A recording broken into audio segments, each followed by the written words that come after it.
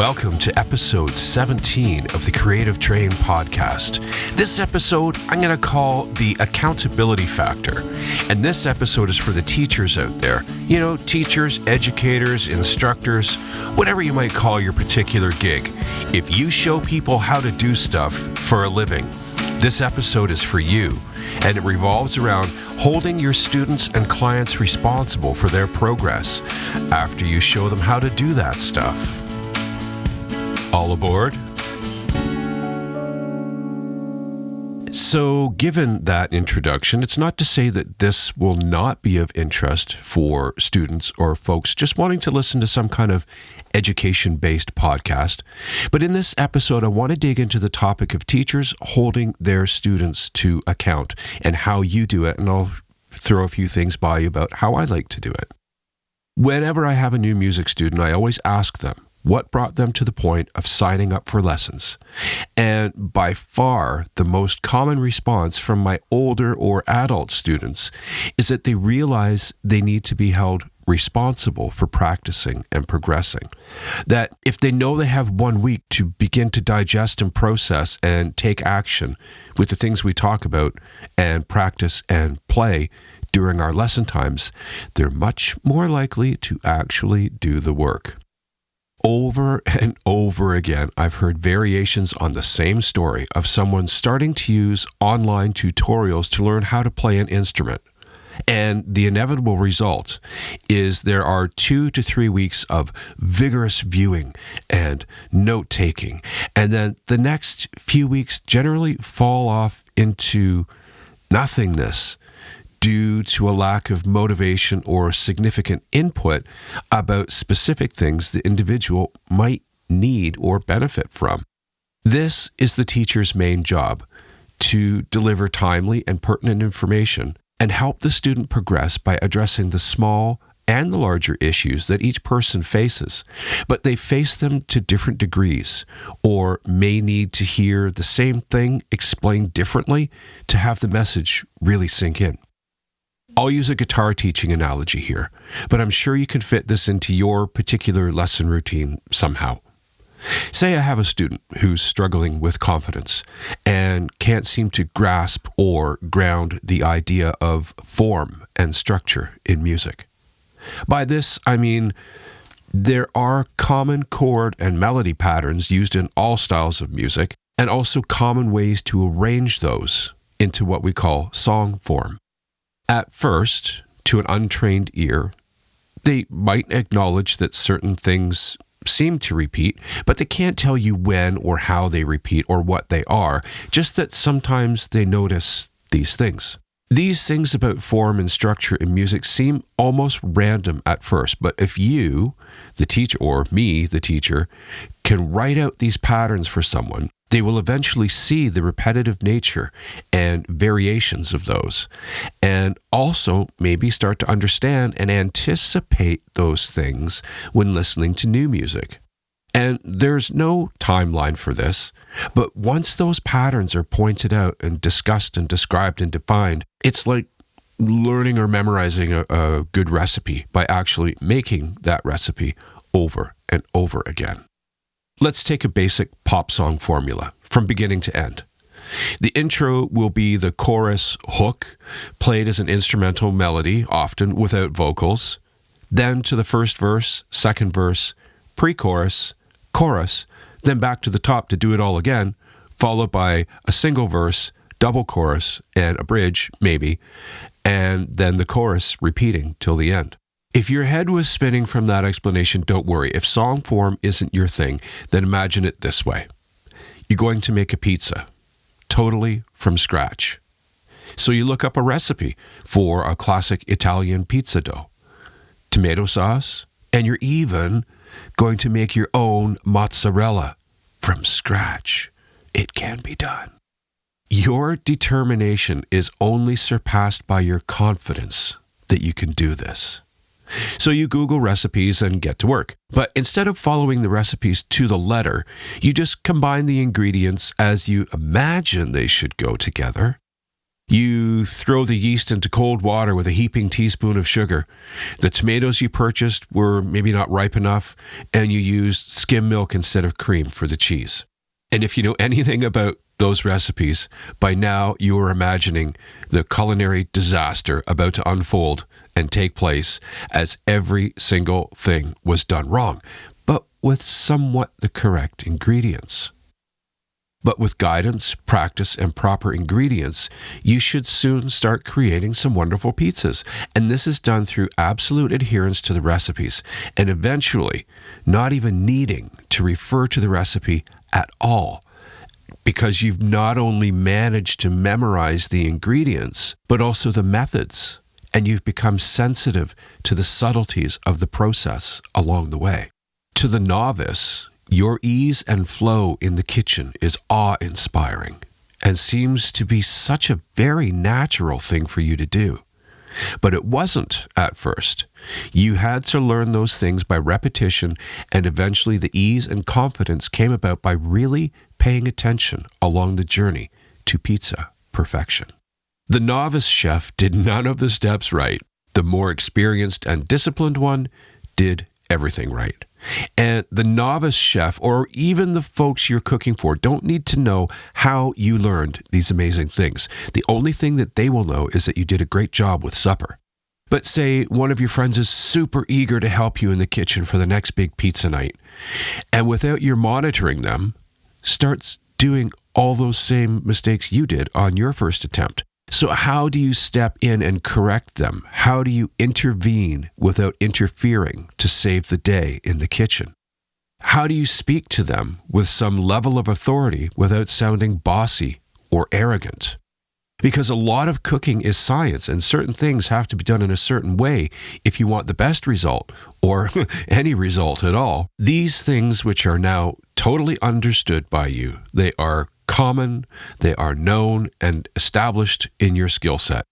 And now you're being tasked with making that knowledge and experience you gained by whatever experiences and means you had also known, understood, and eventually common knowledge to your students, or in this case, your kitchen helper.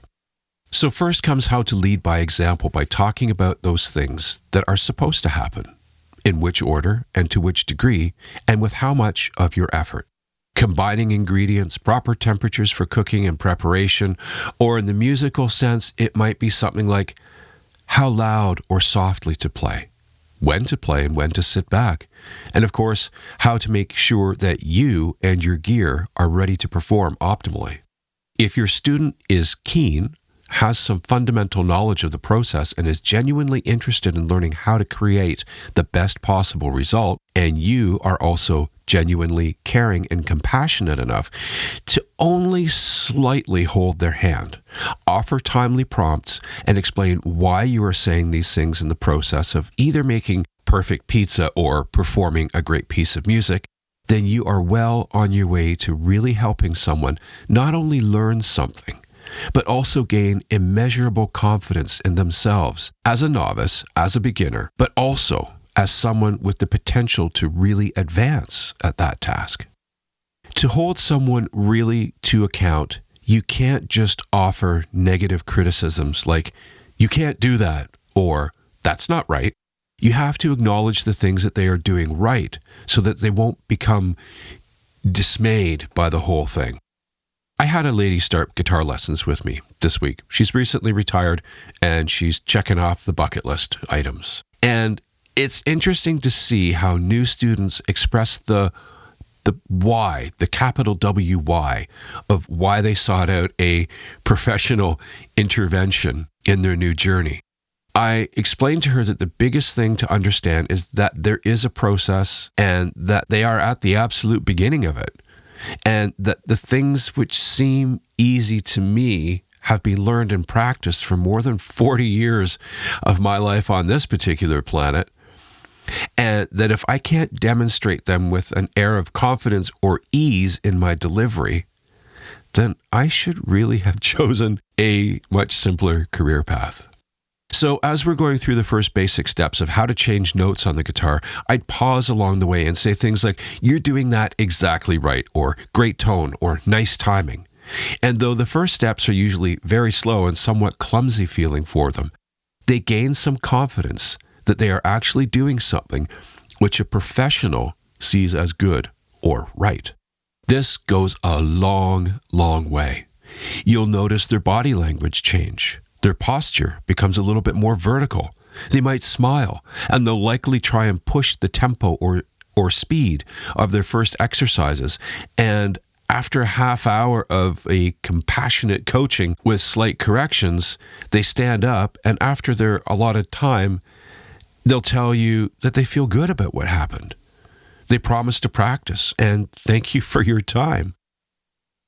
And you don't have to ask for any feedback at this point because they're absolutely brimming with anticipation, and they seem to want to tell you those things.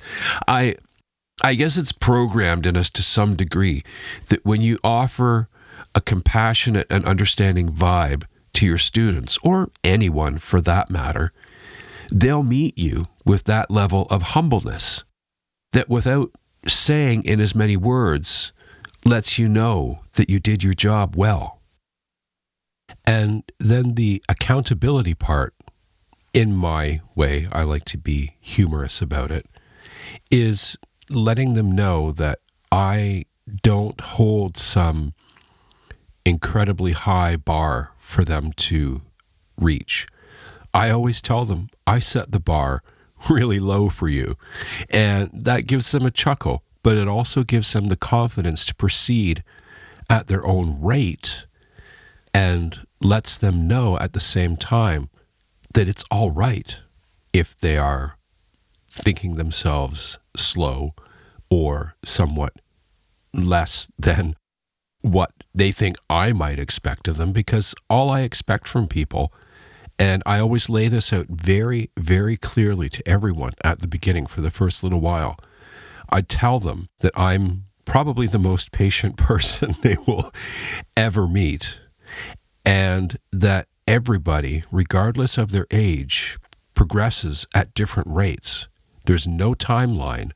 There's no expectation that by the time I see them for their next lesson, that they're going to have mastered really anything at all. But I tell them I do expect them to dedicate themselves to some practice.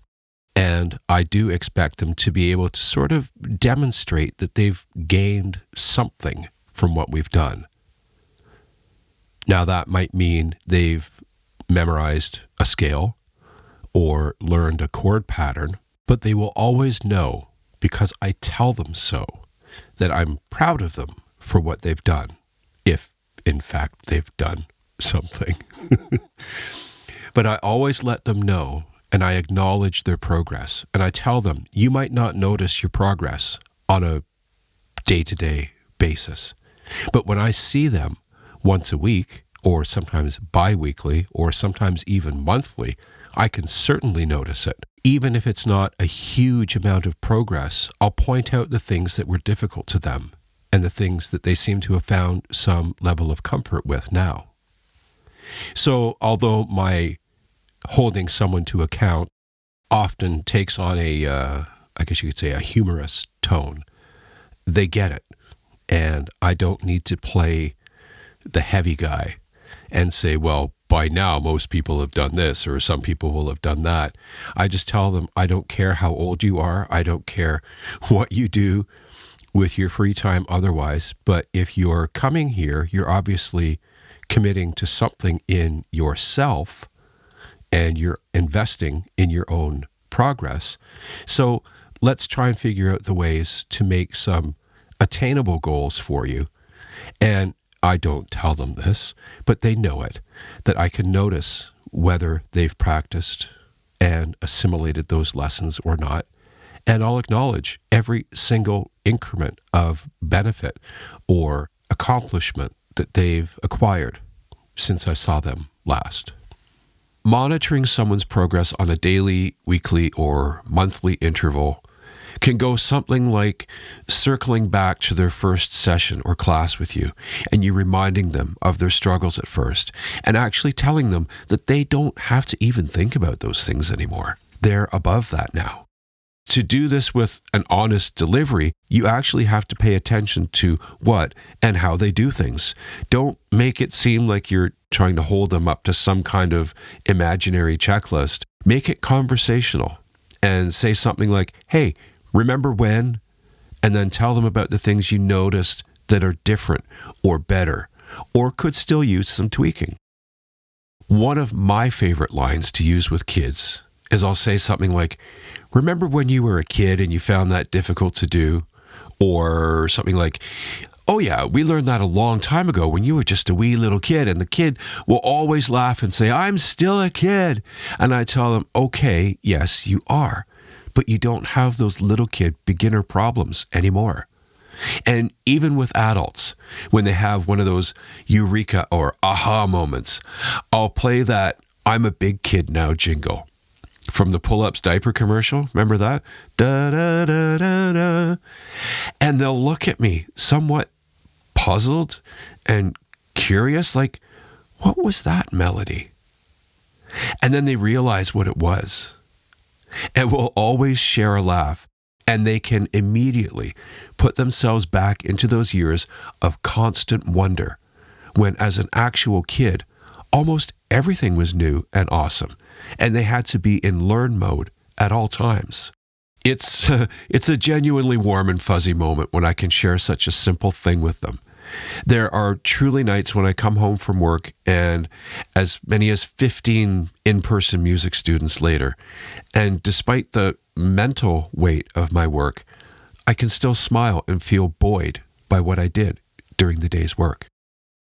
My personal approach to accountability revolves around humor, as it's disarming for both parties. If learning became too much of a task for your students, then they would start to detach, shield, or distance themselves from your intentions and your efforts. But a measure of humor goes a long way to establishing a human connection between yourself and your students. And the bond of trust, respect, and the honoring of the process grows and can lead to some wonderful relationships, regardless of the age difference.